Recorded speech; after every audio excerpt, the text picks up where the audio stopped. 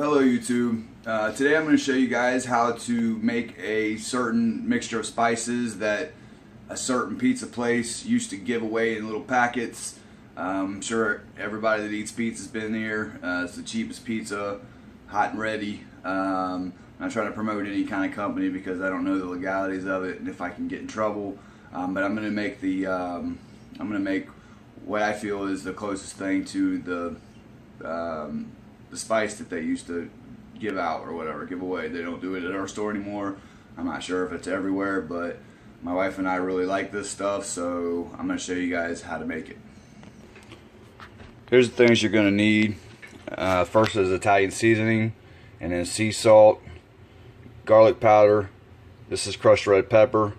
This is regular pepper. This is peppercorn, but you can use regular pepper if you so choose. That's all I have in my house is peppercorn. So this is paprika, and this is the onion powder.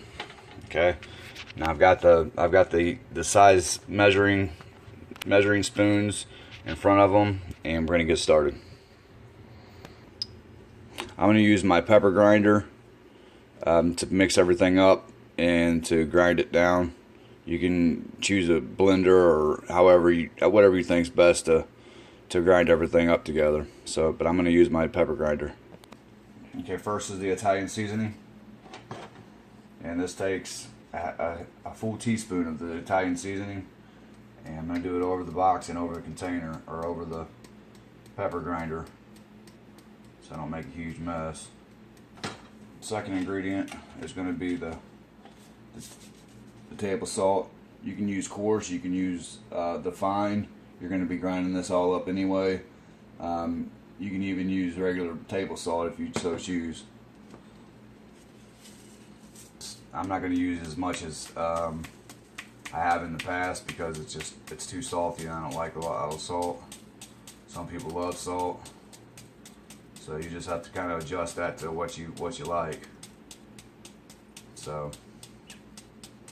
I'm going to fill this thing up, and that's about a full teaspoon. Okay, now we're done with the teaspoon ingredients, so we're going to move on to the half a teaspoon ingredients. That's the garlic powder. This is a half teaspoon. Okay, I like this stuff, so we might use a little bit more. Use a little bit more of it.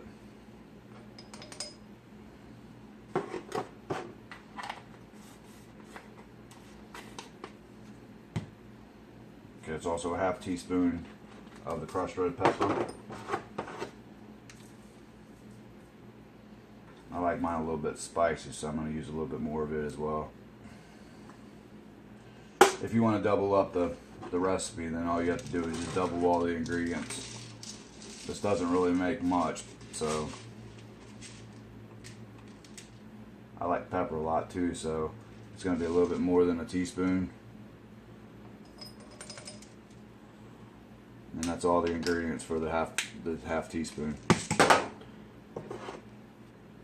Now the next ingredients are the paprika, and that's a quarter teaspoon.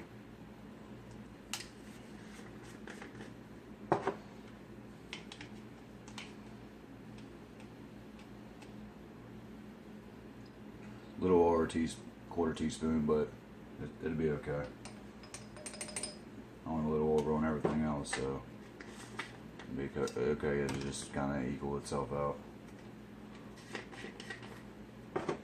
Make more of the spice that I love, my wife loves, is no longer available. Okay, I like onion powder too, so I'm going to add a little bit more to it than what it calls for, which is a quarter teaspoon. So it's probably about I would say maybe a third of a teaspoon that I wound up putting in it. So what I'm going to do now is take the lid to the grinder and close it up and shake it up real good.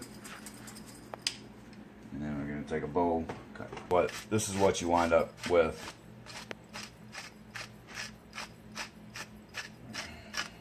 After grinding it up.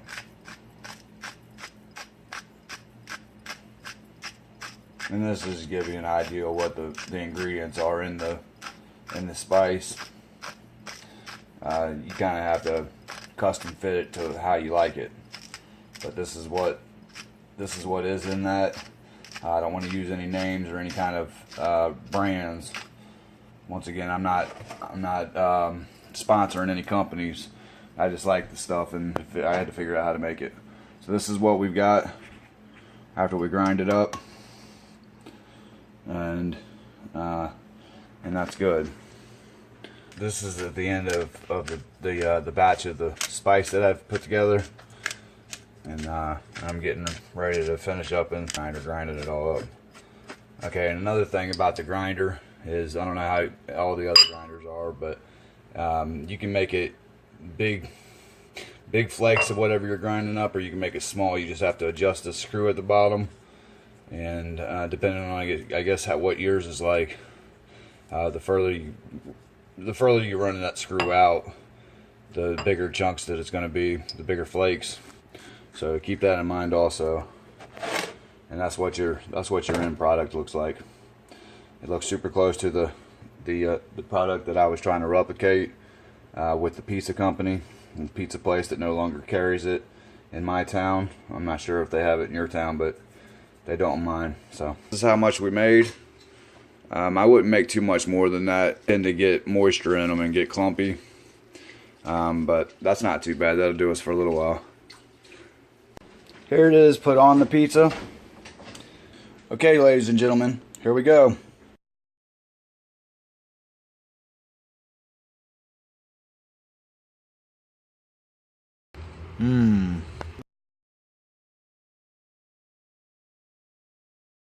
Good, so yummy. Just got done eating. It was super good, and it was pretty close to the original stuff that I was looking to make. I hope this helped you guys. Please don't forget to like and subscribe. It means a lot to me. And if you guys have any suggestions, down below you can leave a comment. On your mobile devices, you've got to go all the way down to the very bottom, and I'm not sure how it is on the desktop laptop. This was super good, and now I've got to get ready for the heartburn that's going to bring. That's why I really don't care for pizza much. So this is the recipe. It's great, and you kind of make it to taste. So kind of feel it out for yourselves. If you're making your own spices, then you definitely got experience. It helps. Thank you all once again, and God bless you.